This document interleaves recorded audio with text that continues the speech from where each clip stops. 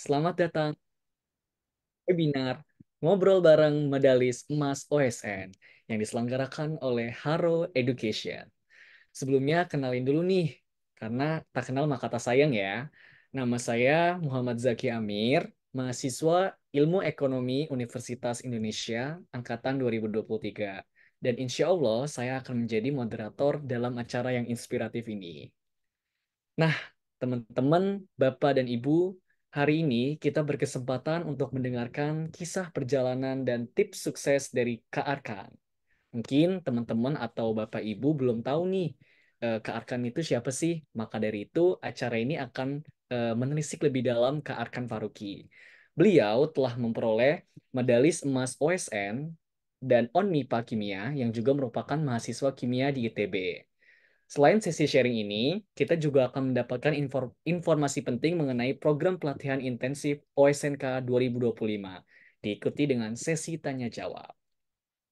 Nah, tapi teman-teman dan Bapak Ibu, sebelum saya lanjut, ada info menarik nih buat teman-teman siswa SMA yang aktif berpartisipasi di webinar ini.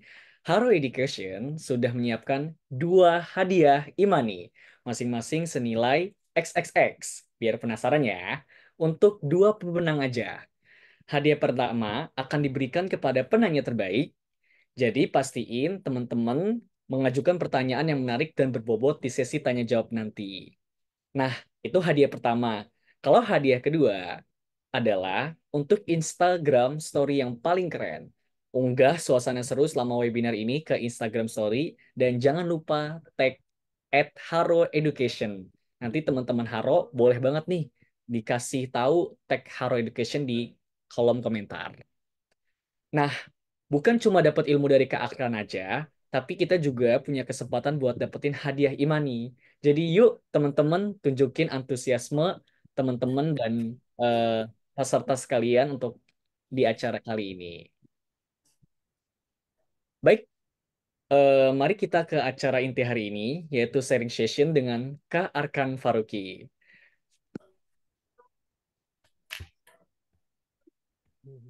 Next. Oke. Oke, selamat malam semuanya, teman-teman sesama pejuang OSN. Oke, jadi perkenalkan nama saya Arkan Faruqi Narawangsa, biasa dipanggil Arkan. Ya. Sekarang saya menempuh pendidikan di Kimia ITB ya dari tahun 2021. Jadi sekarang udah tahun terakhir. Nah, riwayat prestasi saya yang ketika SMA yang paling tinggi sih yaitu medali emas OSN Kimia 2020. Jadi itu masih masa-masa pandemi ya, jadi online. Terus ya hmm, nggak berhenti sampai di situ. Saat kuliah saya mencoba mengikuti Olimpiade lagi di bidang yang sama, yaitu di Onmipa Kimia ya. Ya, di situ harusnya Onmipa Kimia dan berhasil mendapat perak pada tahun 2022 dan pada tahun 2023 berhasil mendapat emas lagi. Oke, dan saya bisa dibilang udah cukup berpengalaman dalam mengajar Olimpiade Kimia. Ya, itu beberapa prestasi dari murid saya.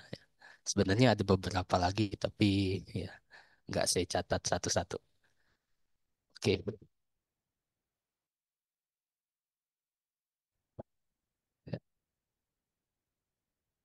kan selanjutnya. Next slide, Kak.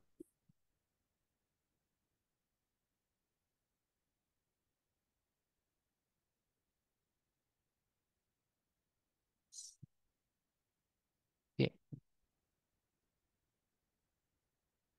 oke, langsung saya jawab aja ya. Oke, yang pertama, motivasi utama saya dalam mengikuti OSN hingga bisa mencapai medali emas. Nah, jadi bisa dibilang saya pas SMA itu orangnya nggak betah di kelas aja gitu ya. Jadi saya lebih suka explore yang di luar kelas gitu. Dan tentu aja kalau kita banyak explore di luar kelas, berarti kan konsekuensinya banyak hal di dalam kelas yang bisa terlewatkan gitu.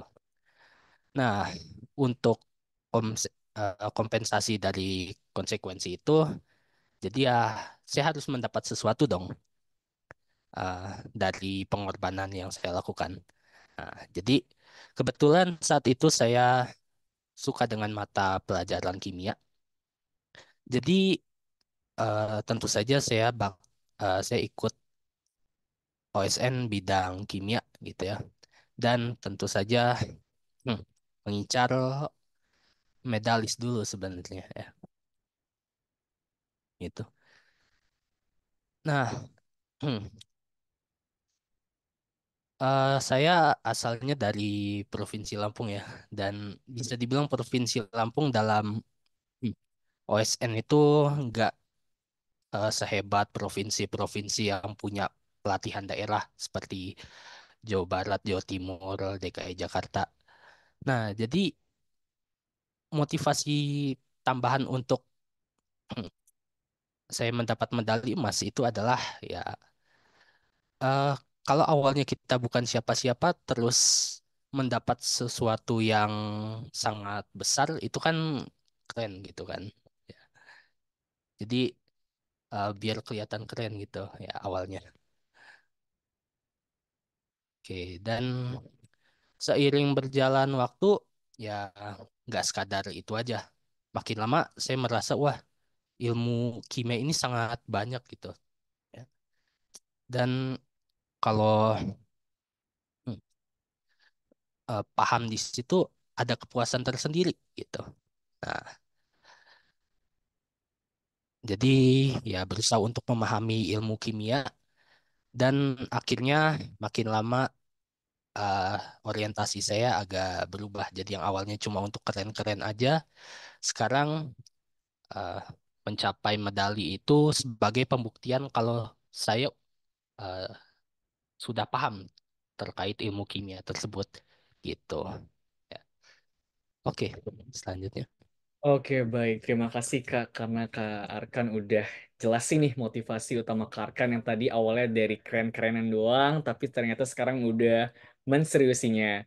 Dan juga Kak Arkan juga udah ceritain sedikit tentang perjuangan Kak Arkan. Nah, mungkin Kak, untuk pertanyaan selanjutnya, aku boleh tahu dong Kak, berapa jam sih Kak dalam sehari yang Kak Arkan alokasikan untuk belajar OSN?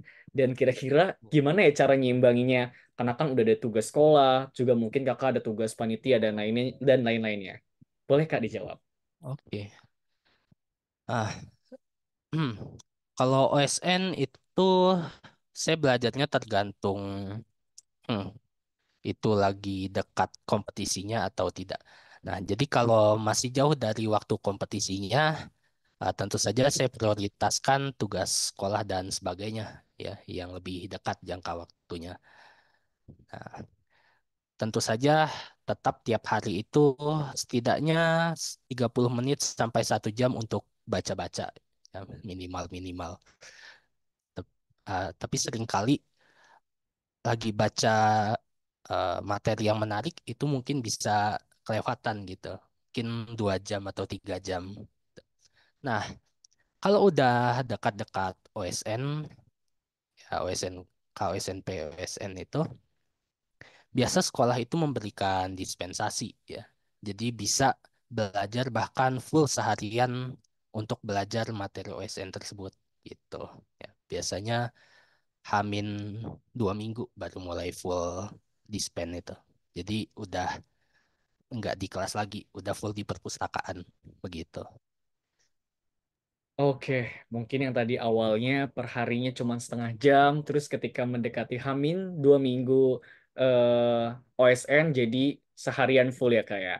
Nah, Iya. mungkin aku pengen nanya lagi nih Kak, kira-kira kalau misalnya aku nih baru mungkin kelas 11 yang baru memasuki awal pelajaran tahun baru, gimana sih Kak buat aku yang pengen belajar OSN, mulainya itu gimana Kak? Dan kira-kira langkah awalnya apa nih buat dari Kak Arkan yang Kak Arkan sarankan untuk mulai belajar persiapan OSN?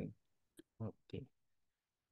Yang paling penting itu pertama ya sebelum kita mulai belajar kita harus tahu apa yang perlu kita pelajari. Jadi yang paling penting pertama adalah overview dulu ya. Baca-baca aja semua materinya.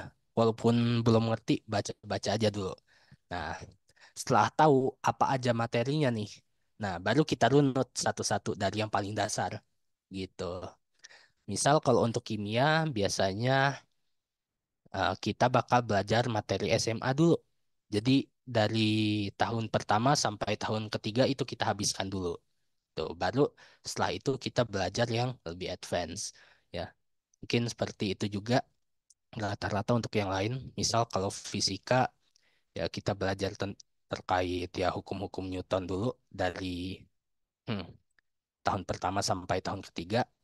Baru dari situ mulai ya materi-materi yang lebih advance gitu. Mulai hmm, ya menggunakan persamaan diferensial dan sebagainya gitu. Jadi intinya mulai dari dasar dulu. Terus kita baru runut ya pendalaman tiap materi begitu. Nah, kalau misalnya nih Kak, kira-kira langkah awalnya kan tadi udah dijelasin nih. Tapi kira-kira ada nggak Kak sistem belajar Kakak tuh mungkin pertama sebelum di overview kayaknya kita perlu pahami dulu konsepnya atau Kakak tuh tipe yang latihan soal dulu aja baru nanti pahami konsepnya. Itu gimana? Ah, di setelah kita overview yang pertama paling penting itu materi dulu sebelum kita mengerjakan soal. Jadi benar-benar kita pahami dulu konsepnya nih. Nah, kita pahami konsepnya. Setelah kita pikir kita udah paham konsepnya, nah di situ tugas latihan soal. Jadi latihan soal ini akan mengecek apakah kita benar-benar sudah paham terkait konsepnya atau cuma perasaan kita aja. Nah, jadi setelah kita mengerjakan soal, oh ternyata saya belum kuat nih di konsep ini, baru kita belajar lagi. Nah, gitu. Muter-muter terus jadi siklusnya gitu. Oke Kak, berarti yang penting paham dulu materinya baru kita latihan soal biar kita tahu nih kita benar ngerti apa enggak sih. Ya, Oke Kak, untuk ke pertanyaan selanjutnya, kira-kira dari Kak Arkan sendiri perlu waktu berapa lama sih Kak untuk persiapan OSN? Dan kira-kira Kakak belajar materi OSN ini dari kelas berapa? Mungkin juga bisa dijawab Kak kalau misalnya, wah kalau aku nih udah kelas 11, apakah akan terlambat Kak? oke. Kalau saya sendiri karena dari awal hmm, dari klub Olimpiade Kimia, jadi udah mulai dari kelas 10 belajarnya ya. Jadi persiapan hah, mungkin sampai lolos OSNK itu ada sekitar 1 tahunan gitu ya. Soalnya saya tahun pertama belum lulus OSNK. Nah, telat atau enggaknya kelas 11 eh, bisa dibilang ya kalau realistis bakal banyak orang yang udah duluan dari yang baru masuk kelas 11. Nah, jadi tentu aja kalau kalian mau mengejar, effort kalian harus lebih besar dari mereka yang udah mulai duluan gitu ya. Nah, tapi ya kalau ditanya bisa ngejar apa enggak, mungkin aja tergantung dari kaliannya ya, begitu.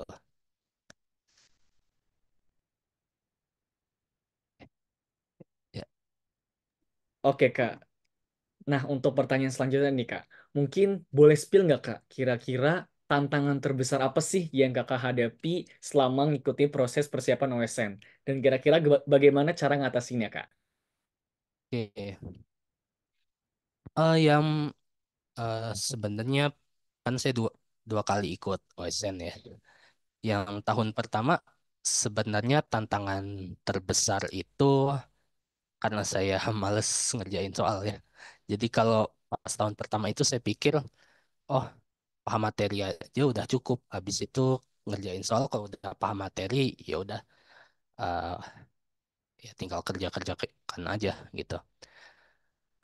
Jadi ketika OSN pertama saya di OSNK 2019 karena nggak terlatih dalam latihan soal, jadi agak kaget ketika mengerjakan latihan soal eh ketika mengerjakan OSNK 2019 akhirnya nggak lulus gitu.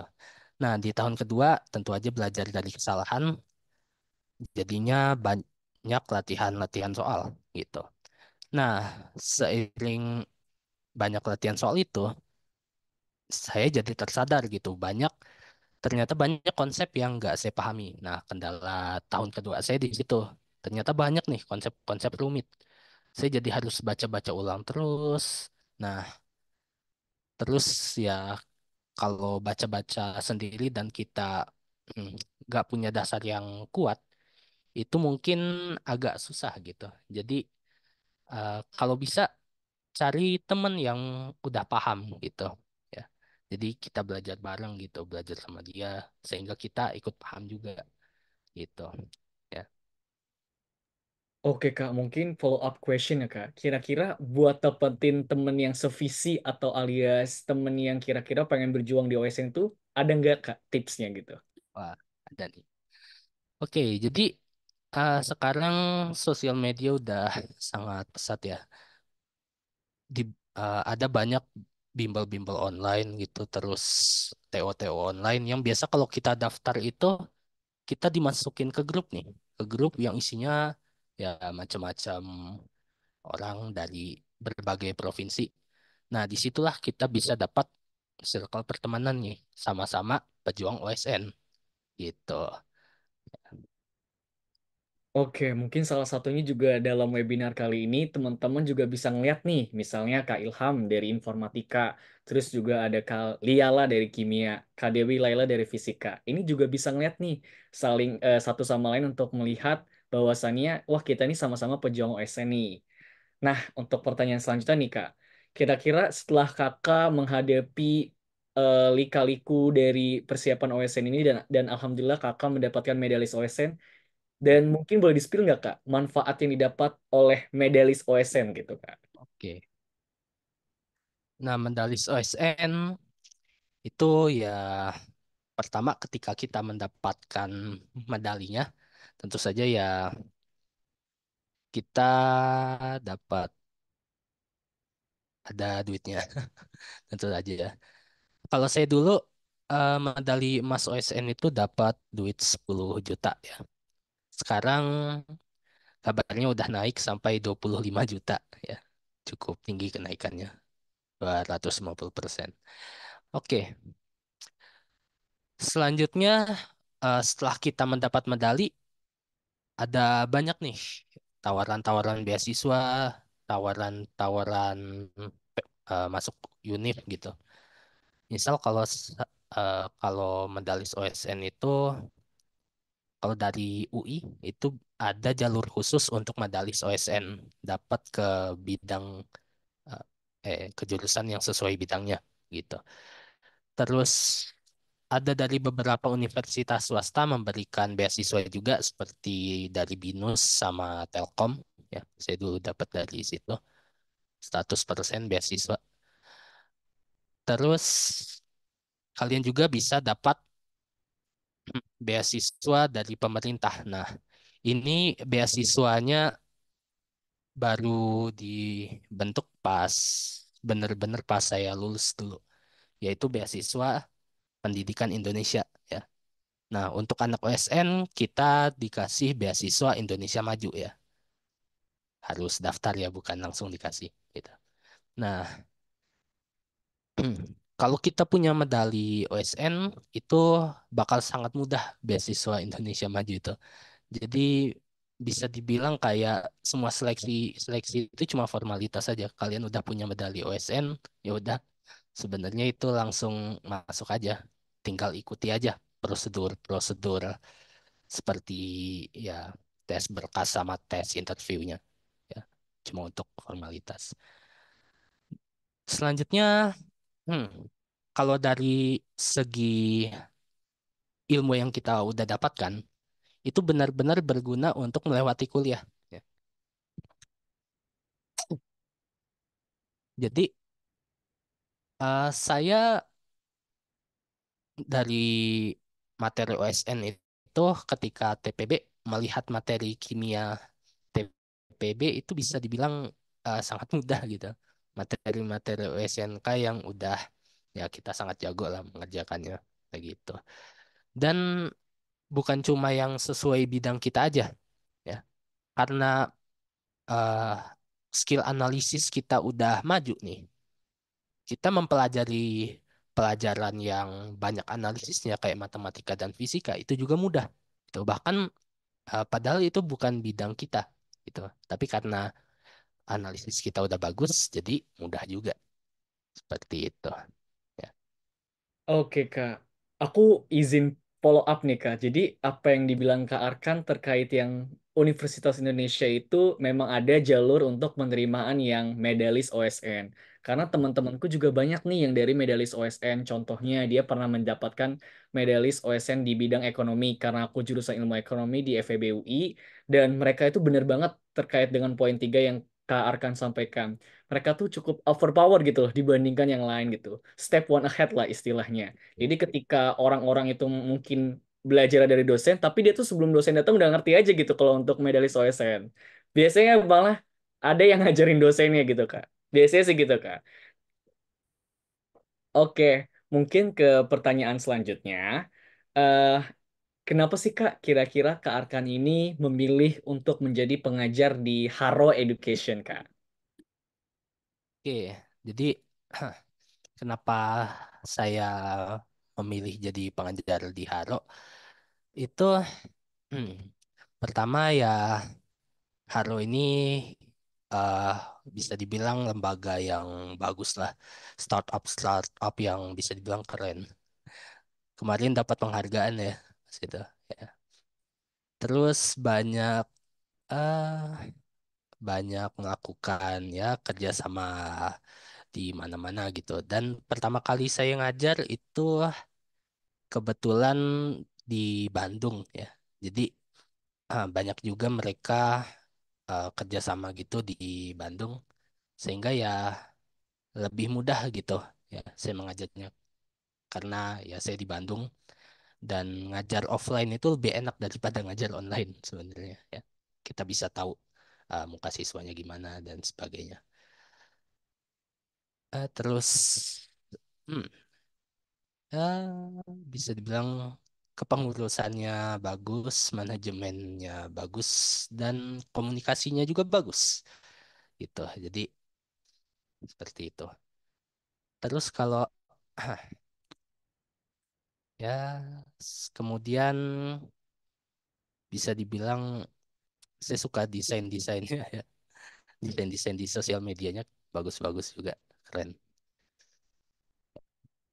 Oke, dah. Oke Kak, thank you Kak atas penjelasannya kenapa pengen pilih jadi pengajar di Haro Education. Nah mungkin nih Kak untuk pertanyaan selanjutnya. Apa sih peran penting pelatihan intensif yang ada di Haro Education untuk memastikan siswa siap menghadapi OSN? Misalnya pelatihan 6 bulan untuk persiapan yang matang. Hmm, Oke. Nah, jadi uh, pelatihan awal-awal itu yang paling penting adalah pelatihan jangka panjang gitu.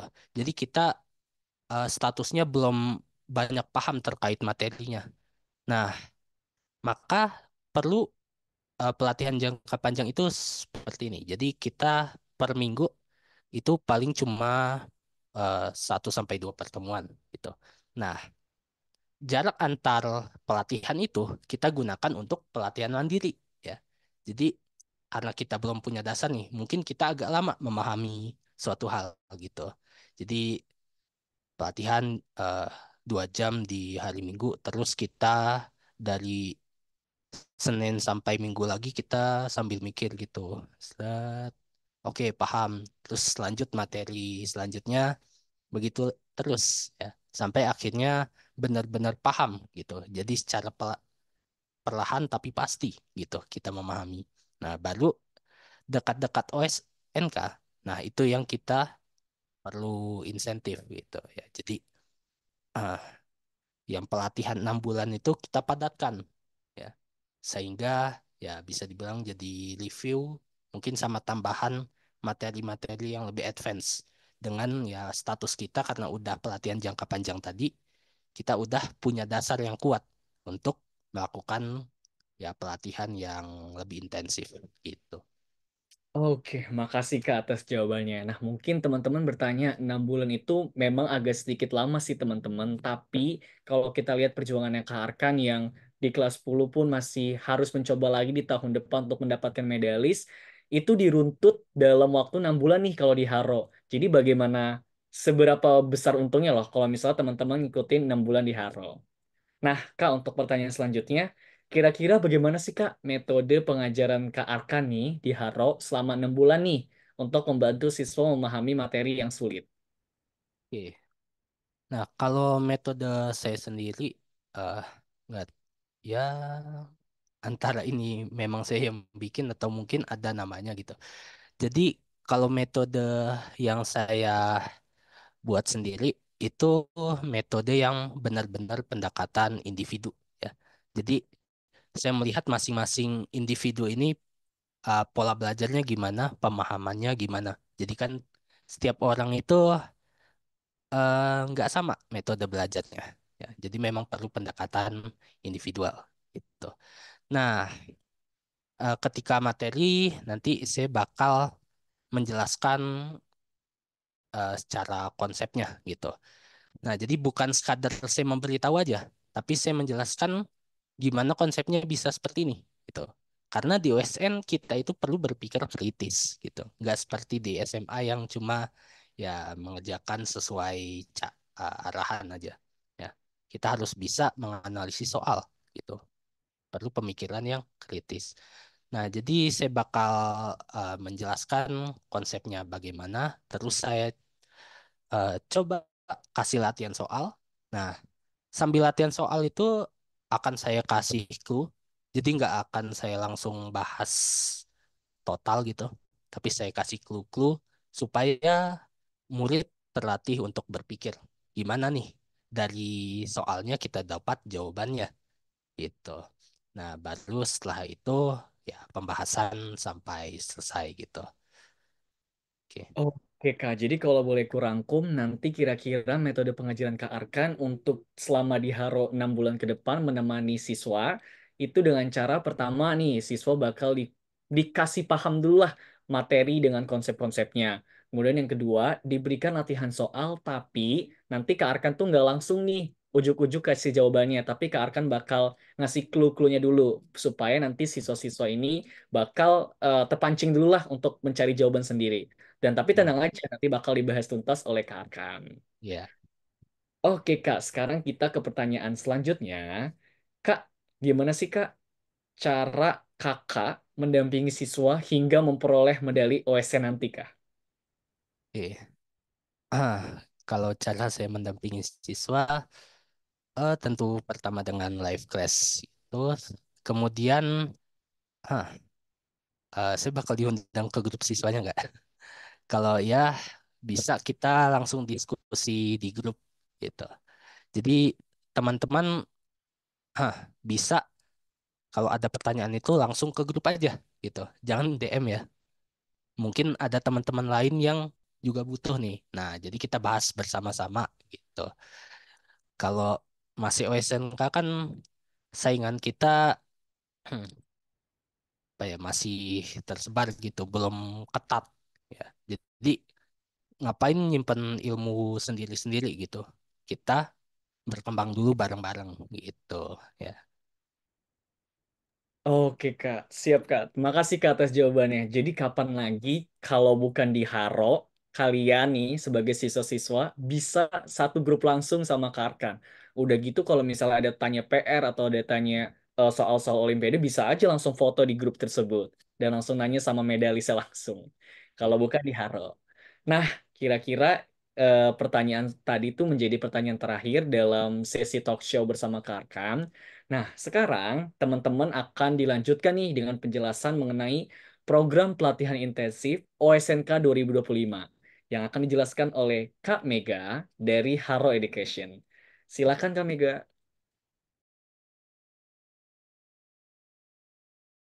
Baik, terima kasih banyak Kak Zaki atas kesempatannya.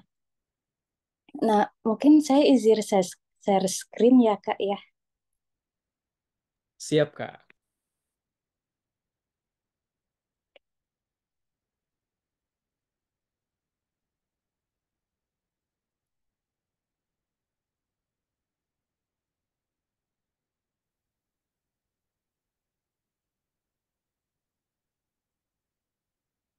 Nah, apakah sudah terlihat Kak Zaki? Sudah, Kak. Baik. Sebelumnya banyak yang DM Kak, ini pelatihannya itu untuk 6 bulan skemanya gimana gitu kan. Nah, kita itu sama banget yang diterapkan sama Kak Arkan, yaitu kita mencoba sepersonalis mungkin ke masing-masing peserta pelatihan di intensif OSNK ini Kak gitu. Dan kita pastiin tutornya itu medalis OSN Kak. Contohnya kayak Kak Arkan kan, beliau udah OSN-nya medalis emas, terus ONMIPA juga medalis emas. Jadi siswa itu bisa lihat langsung nih, oh eh, aku nanti kalau dapat medalis emas itu kayak Kak Arkan loh, bisa lihat real life-nya gitu. Gitu sih Kak, supaya sekalian kita bisa memotivasi siswa secara nggak langsung kan ya. Nah, juga Kak Arkan nanti juga akan kita masukin ke grup dengan siswa, jadi bisa dua arah tuh di grup WA-nya gitu Kak. Nah, terus yang kedua, kita batasin Kak Zaki, per kelas itu maksimal 15 siswa. Jadi supaya Kak Arkan bisa tahu nih masing-masing siswanya dan progresnya gimana. Jadi kelas ini akan eksklusif ya gitu. Dan untuk pembelajarannya sendiri, berhubung pesertanya dari berbagai tempat, jadi nggak bisa di Bandung aja. Jadi pembelajarannya bakal online, Kak. Dan pastinya kita ada recording untuk pembelajaran tersebut. Jadi kalau siswa selama seminggu itu ngerasa butuh belajar, nah jadi bisa diulangin lagi nih recordingnya gitu. Nah, untuk durasi pelatihannya sendiri kita bagi jadi dua hal, Kak. Yang pertama pelatihan rutin start dari 27 September sampai 15 Februari. Nah, itu pelatihan rutinnya per minggu itu 2 jam. Terus selanjutnya kita pelatihan intensif, Kak, selama 2 minggu setiap hari gitu. Nah, kenapa seperti ini? Supaya nanti eh, yang kata Kak Arkan tadi, supaya di pelatihan rutin itu kita bisa paham nih materinya. Untuk di pelatihan intensifnya itu tinggal drilling soal sama penguatan materi. Dan selama pelatihan intensif di Haro itu siswa itu juga pasti kita sarankan untuk mengikuti lomba-lomba dari universitas. Contohnya kalau kimia kan ada Oktan ITB ya Kak Arkan ya. Terus ada OKK UI dan seterusnya kan. Nah, jadi supaya siswa itu bisa ngetes nih kalau di compare sama peserta yang lain udah sampai mana, dan supaya bisa menentukan diri dia itu kalau seumpama mengerjakan soal dalam mode lomba itu seperti apa. Jadi untuk melatih diri. Gini deh, Kak, kalau seumpama kita main game nih, kalau tujuan utama kita OSN, kita kan perlu nyelesain misi-misi kecil dulu kan sebelum misi besarnya. Nah, misi-misi kecil ini kita asumsikan sebagai lomba-lomba, lomba universitas ataupun instansi tertentu yang pastinya kredibel ya Kak ya, gitu. Nah, terus kita juga pasti adakan tryout, assessment test, dan post test. Tryoutnya itu sebelum pelatihan supaya dari harunya sendiri dan kakak pengajarnya termasuk Kak Arkan itu tahu state siswa itu udah sampai mana, udah tahu berapa jauh nih materinya gitu. Nah, assessment test itu untuk mengukur perkembangan siswa, dan post testnya itu baik tryout ataupun post test itu skema soalnya akan mirip dengan OSNK gitu Kak. Dan untuk pelatihnya sendiri kita nggak cuma kimia Kak, ada biologi, geografi, eh, ekonomi, 9 bidang OSN. Dan pengajarnya sendiri itu semuanya medalis Kak, termasuk Kak Zaki juga, Kak Raisyatri, beliau itu medalis perak OSN dan sekarang keterima di FEB UI gitu. Termasuk Kak Nasita atau Kak Noval dan seterusnya gitu Kak. Nah, terus untuk skemanya tadi kan udah saya jelasin ya Kak ya, start dari 27 September sampai 15 Februari itu akan pelatihan rutin.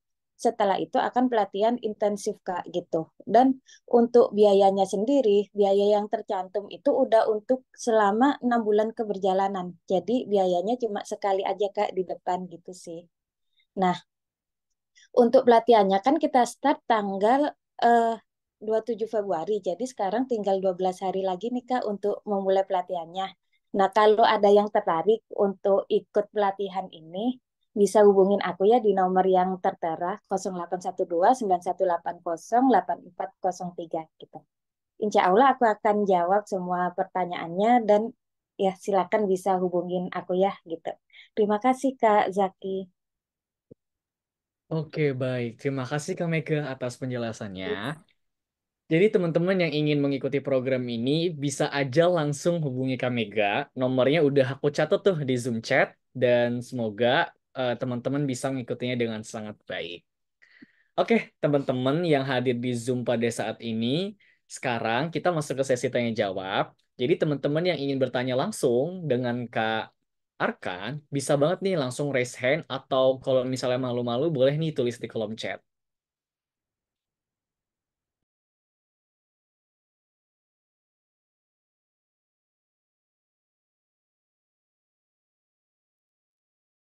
Oke ya, bagi teman-teman yang ingin bertanya, dipersilakan ya. Yuk teman-teman yang pengen. Oke, ada nih Kak pertanyaan dari Kak Gabriel Sihaloho. Izin bertanya Kak, untuk dapat lulus di Olimpiade OSK, OSP, itu kita minimal harus bisa benar berapa soal ya Kak biar lolos? Gimana tuh Kak? Oke, ini sebenarnya bergantung sama bidang ya. Kalau untuk kimia sendiri, sama tergantung provinsi juga ya. Kalau untuk kimia, untuk tahun saya dulu ya, kalau mau aman mungkin untuk OSNK 80% ya. 80% itu udah pasti lolos di provinsi manapun ya. Kalau di provinsi saya sendiri mungkin 60% juga udah lolos.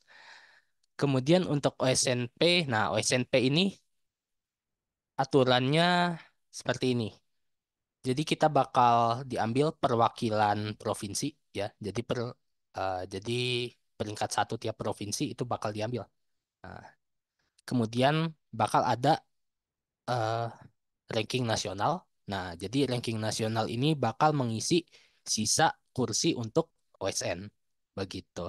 Ya, ya jadi beda bidang juga. Misal kalau fisika, fisika 25% itu udah juara satu biasanya gitu. Oke, terima kasih Kak atas jawabannya. Nah, ini ada teman kita, Kak Aima sama Kak Abizar kayaknya nih kalau dari format Zoom-nya. Boleh nih Kak untuk on mic. Oh iya, selamat malam. Assalamualaikum warahmatullahi wabarakatuh. Kak Waalaikumsalam. Arkan, Kak Zaki, Kak Mega. Saya Maya, orang tuanya Aima dan Abi. Jadi Aima nih kelas 11, Abi ini baru kelas 7. Tadi saya sempat ngobrol sama Kak Mega lah sebelum ikut ini. Jadi saya pengen tahu sebenarnya caranya awalnya kakak-kakak ini milih bidang yang mau diikuti tuh apa ya? Gimana ya? Soalnya kan kayak saya lihat yang dari Haro kirim, bidang yang bisa diikutin kan banyak banget. Jadi kadang-kadang mungkin antara fisika, kimia, biologi itu nilainya sama gitu ya. Sebenarnya yang saya butuhkan kalau buat Aima tuh cuma eh, satu bidang aja dia yang bagus karena dia mau daftar beasiswa Indonesia Maju. Jadi kebetulan tadi pagi itu baru ngobrol di sekolahnya lah. Aima tuh sekolahnya di Lab School Kebayoran. Jadi baru-baru ngobrol soal itu beasiswa itu. Gimana caranya milihnya? Terutama buat adiknya nih yang baru kelas 7, kan perjuangannya masih panjang ya, siap-siapnya masih lama gitu. Itu cara milihnya gimana Kak? Itu yang pertama. Terus yang kedua, mungkin Kak Mega yang bisa jawab ini. Kalau di Haro sendiri, oh atau Kak Arkan kan juga pengajar bisa jawab sih kemungkinan. Kan anak-anak saya ini belum pernah ikut Olimpiade. Jadi saya dulu pernah join satu kelas Olimpiade Matematika waktu anak saya masih SD. Itu ternyata di kelasnya udah jago-jago semua. Jadi Iya. anak saya ketinggalan karena kakaknya itu ngajarnya. Jadi muridnya waktu itu ada 10. Eh, rentang jadi waktu waktu ada pretest dan posttest rentang ininya jauh banget, rentang apa ya, skornya tuh jauh banget.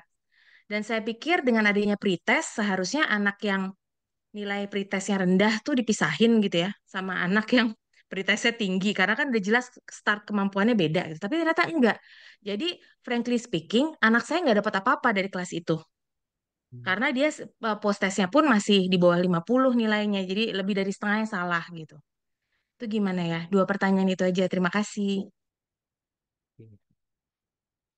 Oke, jadi untuk bidang sendiri, kalau dari pengalaman saya masuk kimia juga sebenarnya karena pas SMP itu kebetulan lagi kosong di tim Olimpiade yang untuk kimianya gitu. Jadi kayak ada lomba universitas, ada bidang kimia gitu. Nah, saya coba ikut itu ternyata dari situ mulai ke bawah. Oh, ternyata kimia menarik. Akhirnya lanjutin aja ketika SMA-nya. Nah, kalau untuk milih itu ya kita coba buka-bukaan aja terkait per bidangnya ya. Jadi kalau matematika itu kan matematika udah ada bahkan sejak SD ya. Gitu. Jadi sejak SD juga udah advance gitu, gitu materinya. Makanya yang dari Olimpiade Matematika itu memang dari kecil dia udah terlatih gitu. Makanya memang kalau kita baru masuk ketika SMA mungkin gapnya ah, bisa dibilang sangat jauh gitu. Jadi kalau eh, yang baru join ke matematika pas SMA itu mungkin bisa dibilang sedikit gitu. Ya. Kemudian yang kedua paling berat itu fisika. Kalau fisika itu udah ada semenjak SMP ya, udah advance semenjak SMP. Jadi kalau baru masuk SMA mungkin gapnya nggak setinggi matematika tapi cukup jauh juga. Nah, bidang yang lainnya ini yang bisa dibilang startnya lumayan sama lah gitu. Jadi kalau mau realistis sih memang bidang selain matematika fisika. Tapi kalau memang terlihat ada perkembangan yang signifikan di matematika dan fisika, ya kayak anaknya baru mungkin belajar beberapa minggu aja udah cepet tuh ngejarnya. Ya mungkin bisa aja dilanjutkan. Siapa tahu kayak beberapa medalis fisika yang saya kenal itu mulai mulainya SMA dan dia bisa bahkan sampai IFO gitu. Ya walaupun emang lebih jarang daripada yang semenjak SD dan SMP begitu. Mungkin bisa dicoba-coba dulu anaknya kayak dikasih materi tiap bidangnya. Lihat dia ada yang tertarik dan dia mudah paham nggak gitu kalau mau benar-benar ngincar menang gitu. Ya, seperti itu. Oke. Oke, terima kasih Kak Arkan. Tapi saya follow up question ya sedikit ya.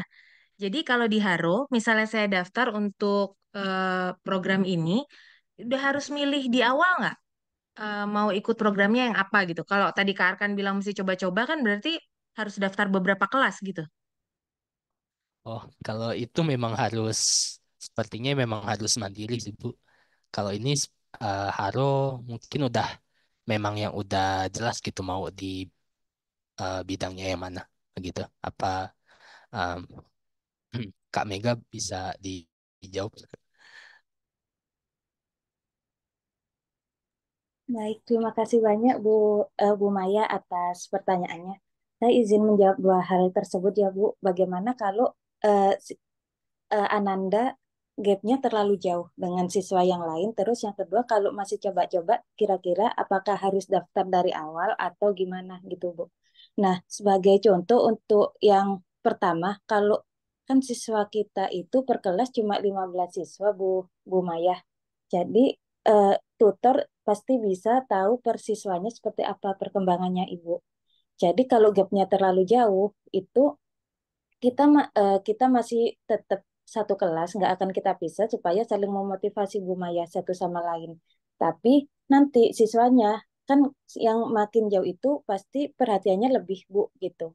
Jadi kita juga berharap siswa itu punya motivasi lebih untuk belajarnya gitu Bu Maya. Nah, terus kalau yang kedua, kalau coba-coba untuk pelatihannya kami sarankan nggak coba-coba Ibu, karena kalau pelatihan sendiri kan pasti untuk SMA itu cuma satu bidang ya Bu ya. Jadi lebih baik itu kalau pretestnya atau tryoutnya nggak apa-apa, Ananda, Aima atau Abi ini coba lebih dari satu soal pretest. Nah nanti kita bisa lihat oh paling tinggi di sini. Jadi ada potensi Aima atau Abi bisa mengejar ketertinggalan tersebut terlebih. kalau ngejarnya medalis untuk daftar BIM itu kan nggak harus matematika atau fisika. Jadi bisa untuk meningkatkan peluang bisa ke bidang yang lain Bu Maya kayak kimia atau bidang yang lebih mudah lagi ya Bu ya. Contohnya kayak geografi, kebumian dan seterusnya. Gitu Ibu. Semoga menjawab Bu.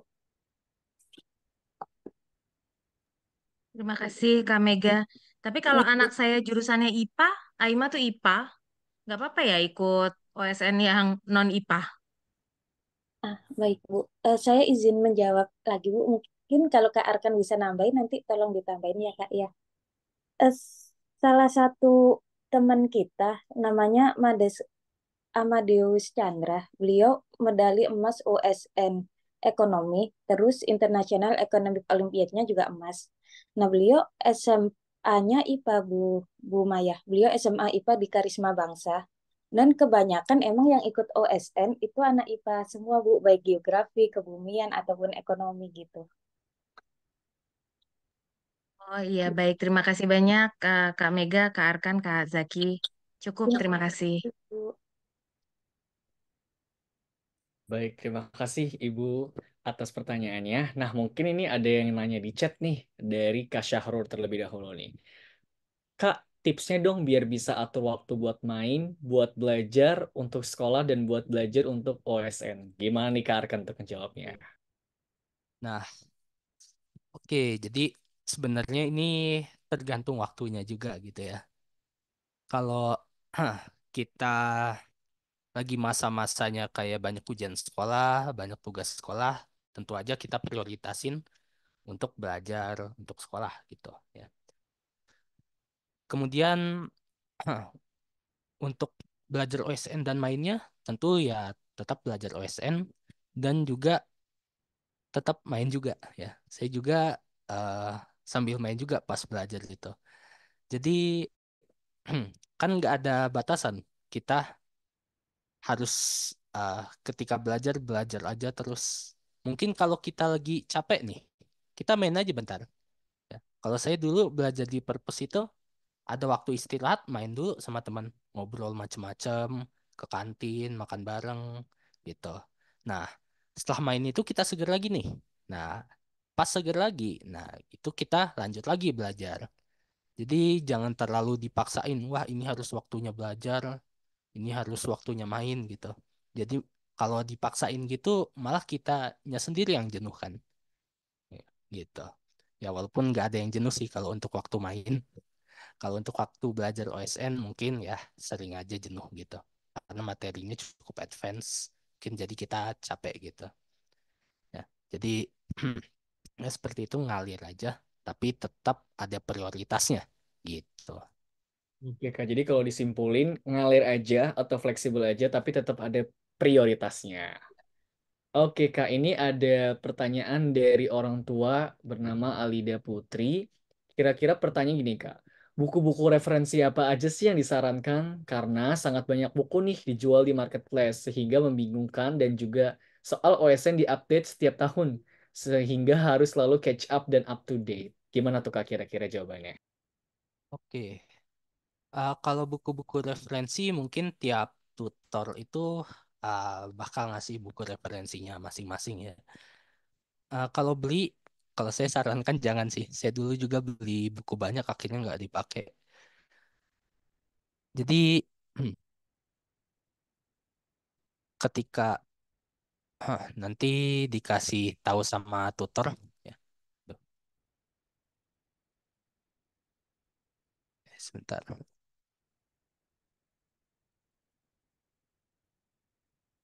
Oke, oke, sorry, agak gangguan. Nah, nanti dikasih tahu sama tutor, bukunya sih biasanya buku bahasa Inggris ya. Jadi mungkin ada beberapa yang udah ada translate-nya. Mungkin nanti disarankan yang translate-nya dulu aja gitu. Misal kalau untuk kimia, bukunya ada Raymond Chang ya. Raymond Chang nanti saya kasih di grup, ya. Saya kasih tahu di grup. Terus saya sebenarnya ada kumpulan e-booknya gitu. Nanti saya kasih juga drive e-book saya di grup ya. Nanti mungkin tutor-tutor lain ada. eh, drive e-booknya sendiri seperti itu ya. Kalau untuk sekarang sebenarnya kalau untuk kimia buku sekolah aja cukup sih untuk awal-awal gitu. Jadi nggak jangan beli buku dulu untuk sekarang ya gitu. Daripada malah beli banyak-banyak taunya nggak dipakai gitu. Oke, Kak. Terima kasih, Kak, atas jawabannya. Mungkin Kak Mega ingin menambahkan, Kak.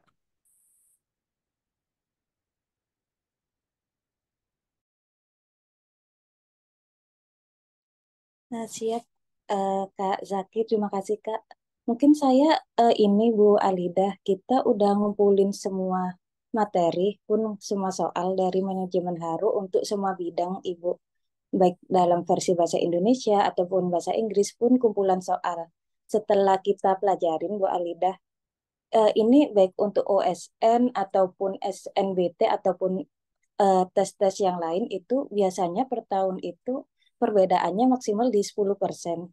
Jadi kita bisa nge-benchmark dari tahun sebelumnya. Terlebih biasanya untuk OSN tahun depan itu nge-benchmarknya dari yang internasional. Contoh kalau OSN kimia, jadi dilihat tahun kemarin itu ngebahas apa International Chemistry Olympiad-nya. Termasuk ekonomi juga seperti itu Bu Alida. Nah mungkin Kak Zaki saya izin share sebentar ya Kak, apa aja yang udah kita kumpulin gitu. Boleh, Kak. Silakan, Kak. Ya terima kasih Kak.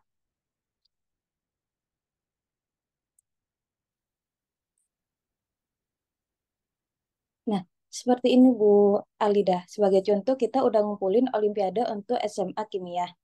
Kita udah ngumpulin materi, silabus, dan soal. Untuk materinya sendiri, kita udah bagi menjadi dua, Ibu. Dalam versi bahasa Indonesia, bahasa Inggris, ataupun PPT. Seperti itu. Nah, termasuk yang tadi Kak Arkan bilang, untuk bahasa Inggris kan siswa belajarnya dari Ray Mencang. Nah, di sini juga ada Ray Mencang, itu kimia versi general chemistry. Nanti lebih dalam lagi ada analitik, inorganik, dan seterusnya ada bukunya sendiri-sendiri, Ibu. Seperti itu. Pun untuk soalnya kita juga udah ngumpulin, Bu, untuk jadi pembelajaran siswa dan jadi R&D kita juga. Start dari tahun 2000 yang OSN ya, Bu, ya. Oke. Start dari 98 sampai 2023, Ibu. Jadi, insya Allah untuk materi lengkap, jadi Ananda nggak perlu beli buku lagi, Bu. Seperti itu. Terima kasih, Ibu. Terima kasih juga, Terima Kak. kasih, Mbak. Sama-sama. Sama-sama, Bu Alida.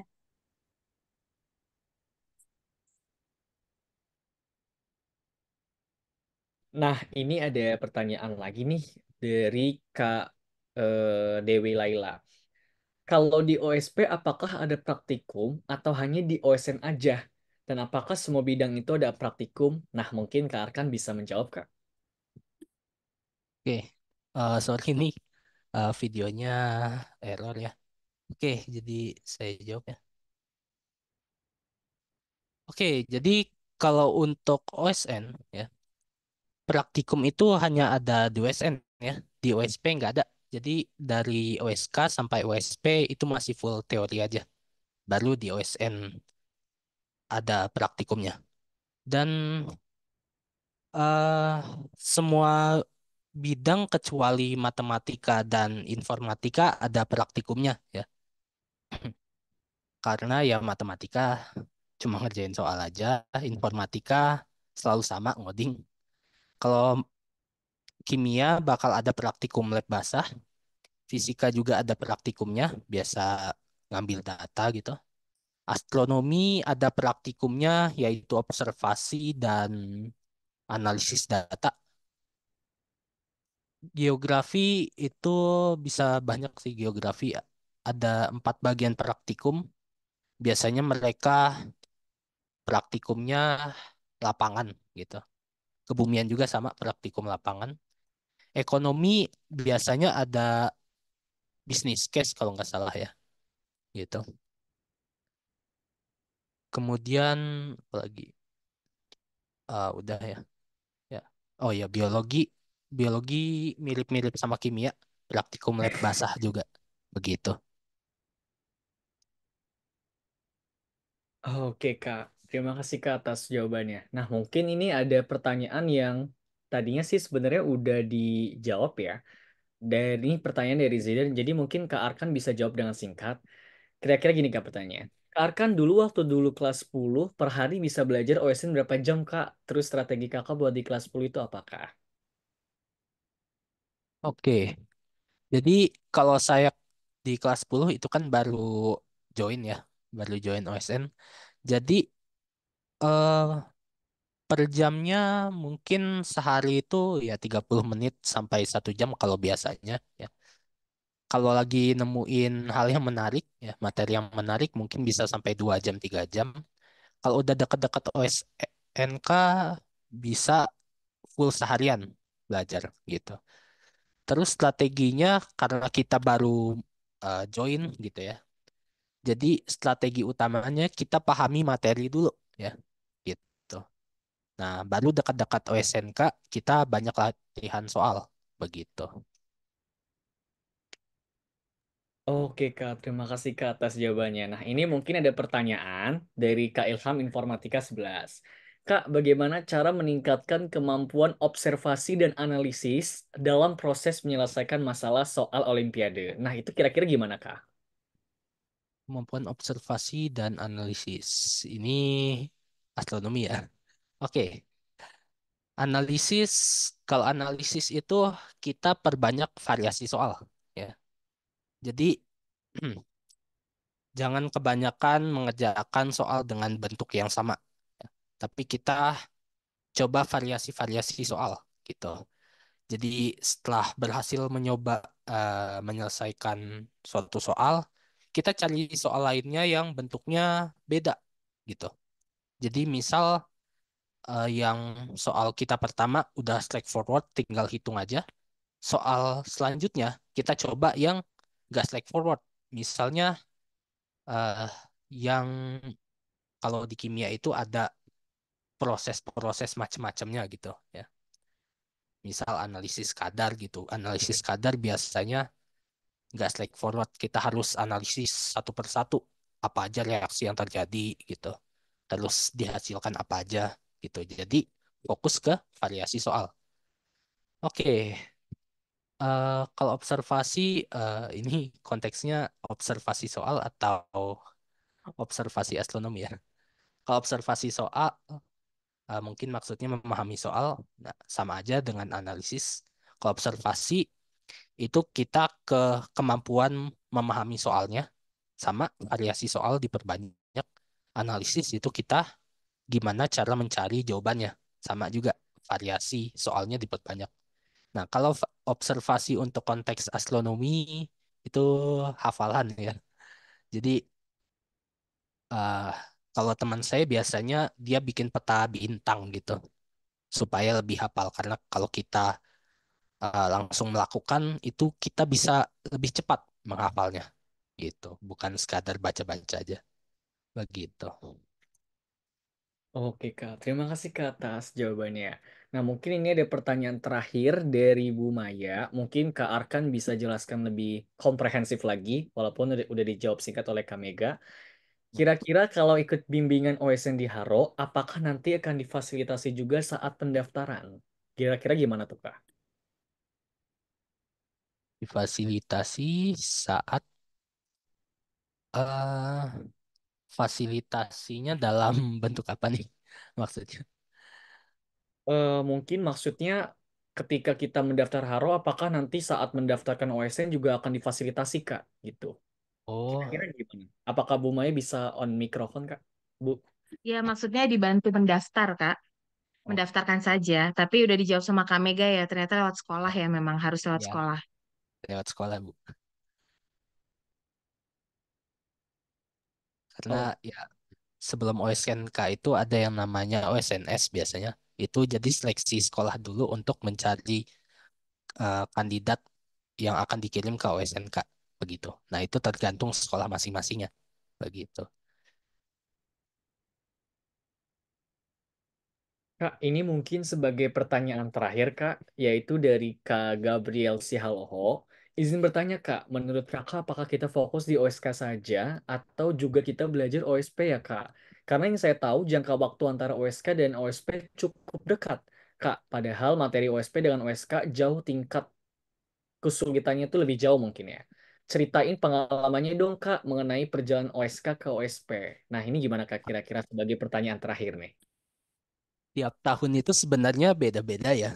Kalau tahun saya dulu OSK dan OSP justru panjang karena di tahun saya itu ada karena COVID ya, jadi OSNP-nya jadi mundur panjang. Jadi saya punya banyak waktu untuk ikut TO gitu. Karena eh, karena materinya cukup jauh ya. Jadi perlu intensif lagi belajarnya.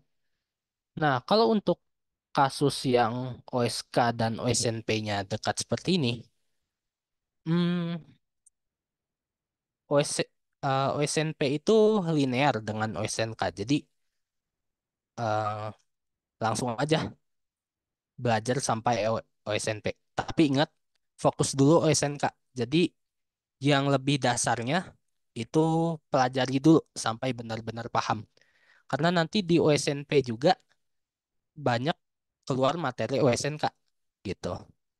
Jadi ya udah langsung aja gitu sekaligus belajar OSK sekaligus belajar OSNP begitu ya. Oke Kak, terima kasih Kak atas jawabannya. Nah itu mungkin sebagai pertanyaan terakhir, sebagai penutup. Nah sebelum kita mengakhiri acara dari sesi talk show webinar pertama di Haro, saya pengen ngucapin terima kasih kepada Kak Arkan, Kak Mega, dan seluruh peserta, teman-teman, Bapak, Ibu yang sudah mengikuti webinar ini sampai akhir. Kami harap teman-teman mendapatkan wawasan baru dan semangat untuk terus berprestasi. Jangan lupa ya teman-teman, Bapak, Ibu, untuk follow nih Instagram Haro Education. Nah, mungkin Kak Mega bisa drop nih linknya atau nama app-nya. Nah, dan terus ikuti program-program kami lainnya. Nah, sebelum kita menutupi acara kali ini, kita foto-foto dulu dong, supaya ada dokumentasi untuk malam ini.